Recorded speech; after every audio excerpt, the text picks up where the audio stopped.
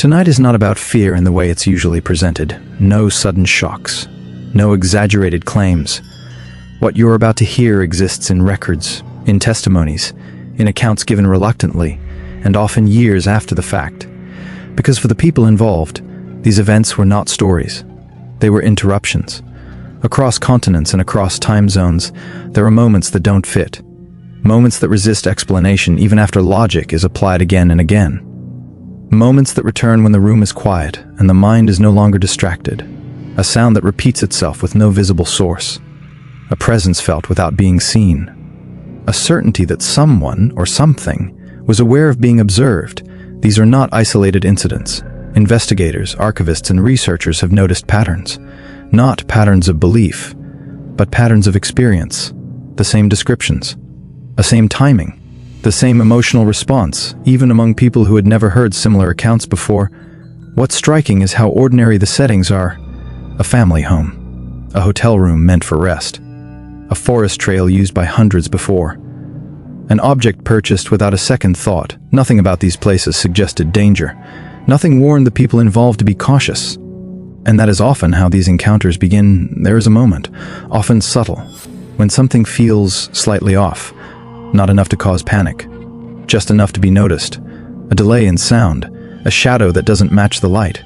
A sense of being observed that arrives without reason. Most people ignore it. They continue what they were doing. They rationalize. They move forward. But in these cases, something responded to that decision. What follows is rarely immediate. It unfolds slowly. Methodically. Almost patiently.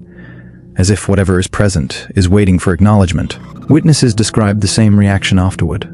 Confusion first, then disbelief, and finally, a quiet fear that settles in long after the event has passed. Many never spoke about it. Some tried and were dismissed. A few wrote everything down in detail, afraid they might forget something important. What makes these accounts unsettling is not what is seen, but what is understood in hindsight, that the environment changed before anything appeared. That sound came before movement, that the silence afterward felt deliberate. Authorities often found nothing. No signs of forced entry, no structural explanations, no medical cause that could fully account for what was reported. And yet, the witnesses were consistent. They remembered the same sequence, the same order of events, the same moment when they realized they were no longer alone. Tonight's accounts come from different parts of the world, different languages, different belief systems. Some of the people involved did not believe in ghosts or anything beyond the physical before their experience. That changed, not because they wanted it to, but because what they encountered did not ask for permission. As you listen, you may notice something else, a familiarity. Not because you've heard these stories before, but because certain details feel uncomfortably recognizable. The quiet before the sound, the instinct to stay still, the urge to listen instead of run. These reactions are human, shared, automatic, which raises an uncomfortable question. If these experiences are shaped by something external, why do they follow such a similar structure? Why do they begin the same way? And why do they often stop just short of explanation? Some of the individuals you'll hear about left the location immediately and never returned. Others stayed, convinced the experience was over, until it wasn't. One witness reported hearing something that copied their own breathing. Another described an object that changed position without sound. Another realized that what they were responding to had already been aware of them for some time. None of them were prepared for what that realization meant. This is not a warning. And it's not an invitation. It is a record, a collection of moments when the familiar failed and something else took its place. Quietly, briefly, and with no concern for being understood. As these accounts unfold, listen closely to what is not said, to what happens between actions, to the pauses that linger longer than they should. Because in every case, the most important detail was not the event itself. It was the moment the witness realized the experience had changed them. Tonight, we present 5 documented accounts of ghostly encounters and unexplained phenomena from around the world. Some were recorded shortly after they happened. Some were revealed years later. And one is still being examined. Remain where you are. Let the stories unfold in their own time. Because once attention is given, some things do not stop at being observed. The first account was submitted by a woman named Elena Morey, age 32 at the time of the incident. She worked as an architectural surveyor, contracted to assess neglected properties scheduled for future sale or demolition. Her role was simple on paper: enter, document structural conditions, photograph damage, then leave. No restoration, no renovation. Only observation. The property assigned to her sat on the outskirts of a rural town whose population had declined steadily for decades. Roads there ended abruptly. Streetlights stopped without explanation. Mobile signal weakened as distance increased. The house itself stood back from the road, partially concealed by unchecked vegetation that had grown freely for years. Elena arrived shortly before dusk. From the exterior, the structure showed advanced neglect. Window panes fractured in uneven patterns. Wooden frames warped by moisture. Ivy wrapped itself through cracks in brickwork, pulling mortar loose inch by inch. The front door leaned inward, its hinges strained under their own weight. There was no sign of recent entry. No footprints, no litter, no markings suggesting activity. Upon stepping inside, temperature shifted noticeably. Outside air had been warm, stagnant. Indoors felt cooler, heavier, as though circulation had stopped entirely. Dust lay at every surface in fine grey sheets. Furniture remained positioned as if abandoned mid-use. Chairs angled toward one another, a small table set near the wall, drawers left partially open. Floorboards responded underfoot with long, uneven groans. Each step carried farther than expected, echoing upward into unseen spaces above. Elena began documenting the ground level. Initial observations revealed nothing out of the ordinary. Structural beams intact, no signs of fire damage, no visible water intrusion severe enough to explain abandonment. And yet, the silence felt incomplete, interrupted by faint sounds that seemed inconsistent with an empty building. At first, the noises registered as environmental. Settling wood.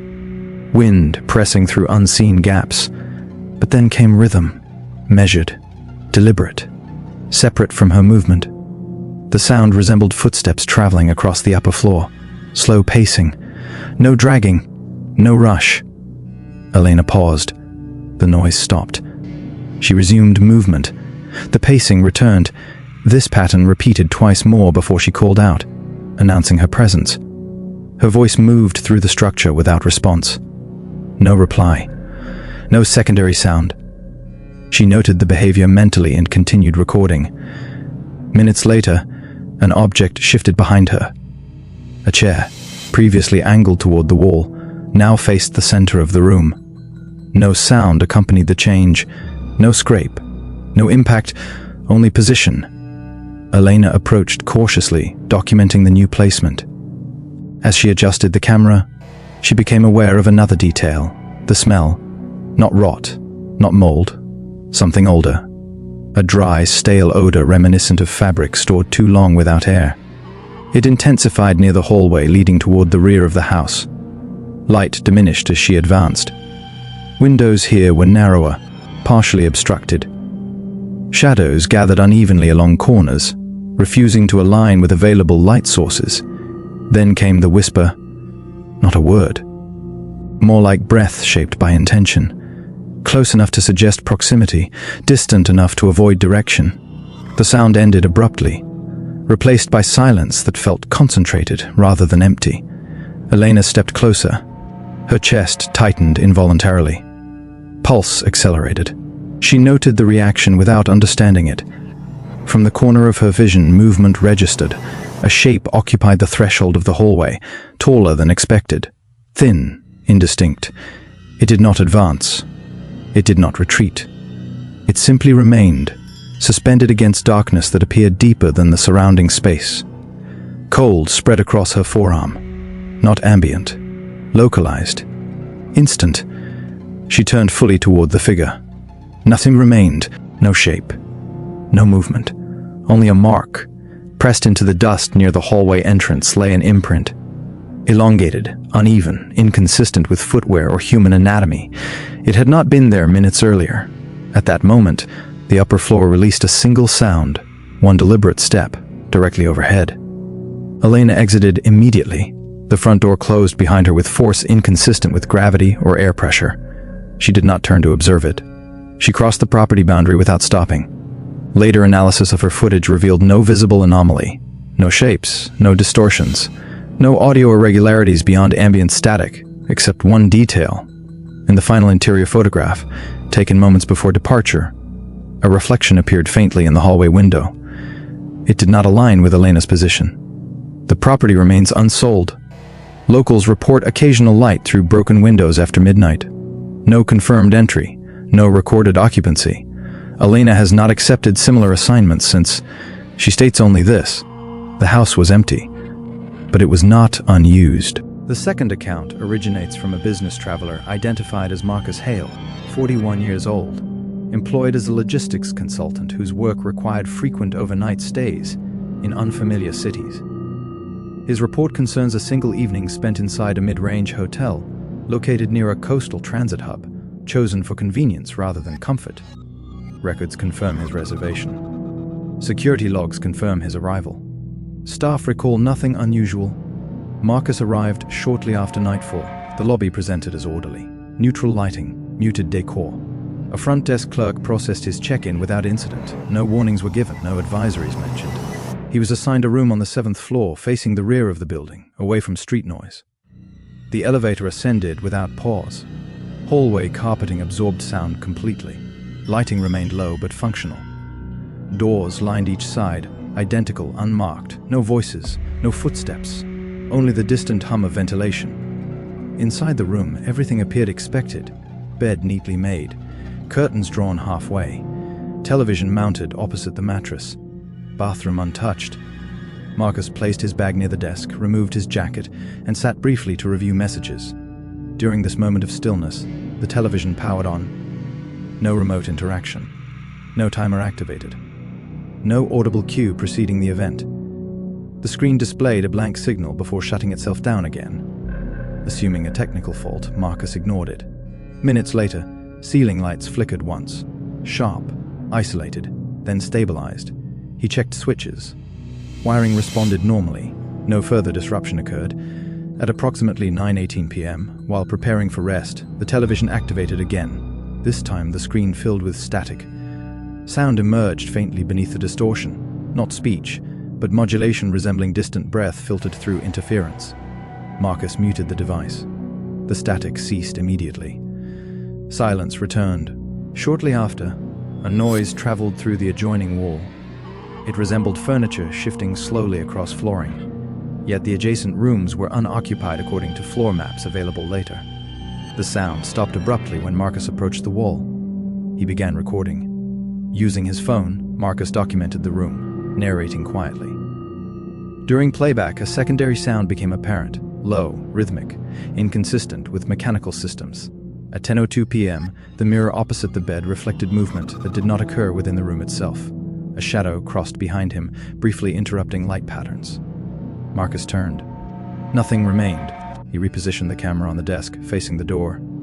Minutes passed. Then an item fell. A glass tumbler shattered near the bathroom threshold. It had been placed securely moments earlier. No vibration, no impact force evident.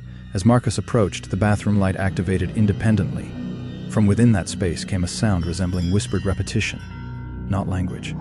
Pattern. Marcus attempted to exit. The handle resisted. Lock mechanism remained unresponsive. Deadbolt disengaged. Hinges intact.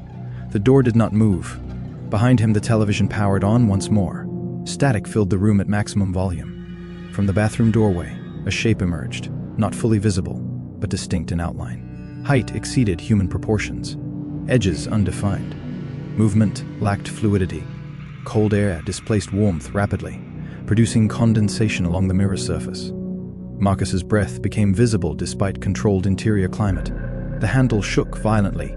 From the darkness beyond the bathroom, something extended forward, not a hand, but an approximation of one, articulated incorrectly, moving with hesitation rather than intent.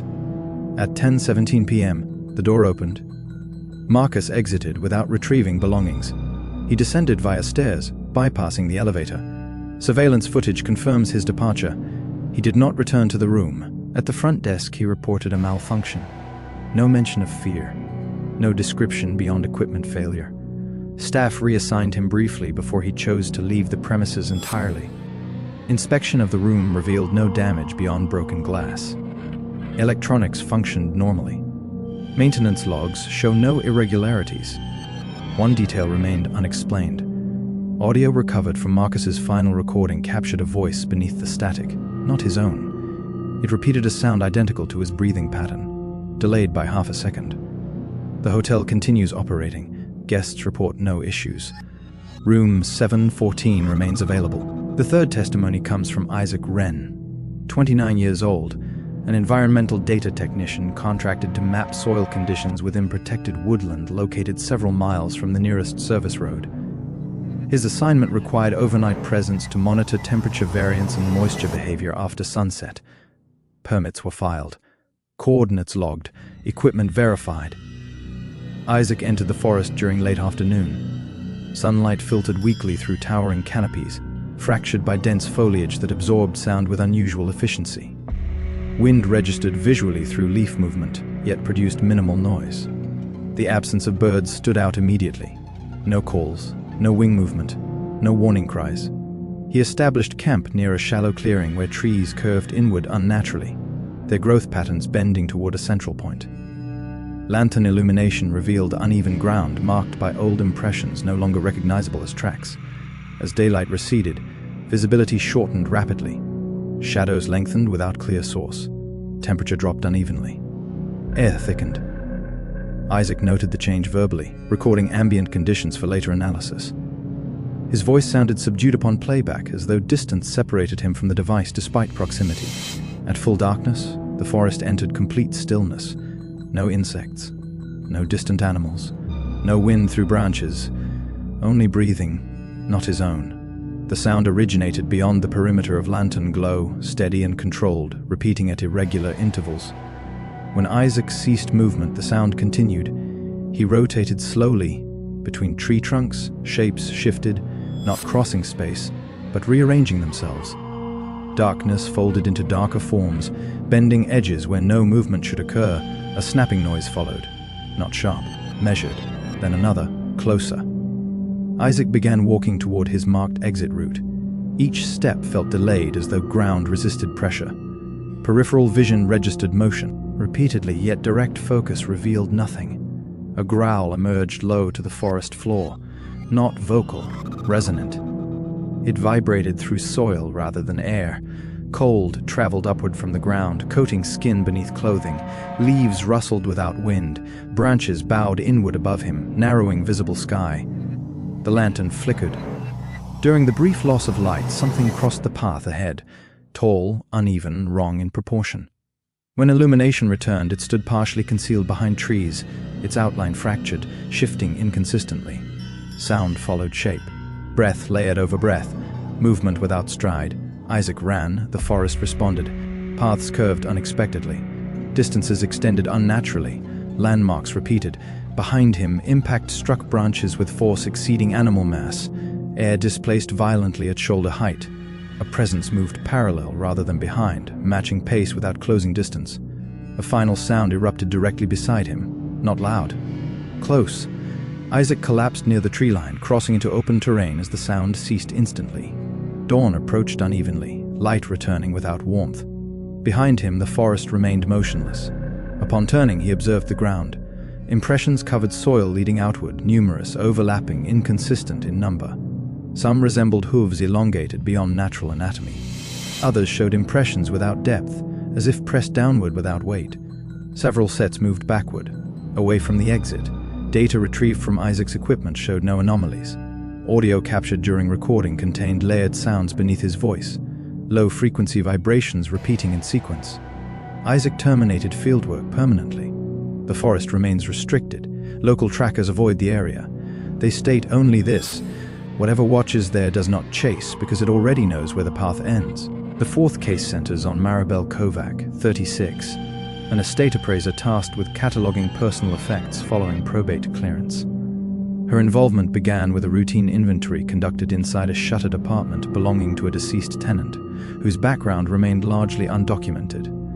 Among sealed boxes stacked near a bedroom wardrobe, one item stood apart: a mirror, oval-shaped, hand-framed, surface intact despite surrounding decay. No manufacturer markings, no visible date. The backing showed signs of repeated handling, corners smoothed by touch rather than age. Maribel photographed the object, logged it then, Against protocol, transported it home for closer assessment, intending to determine value later.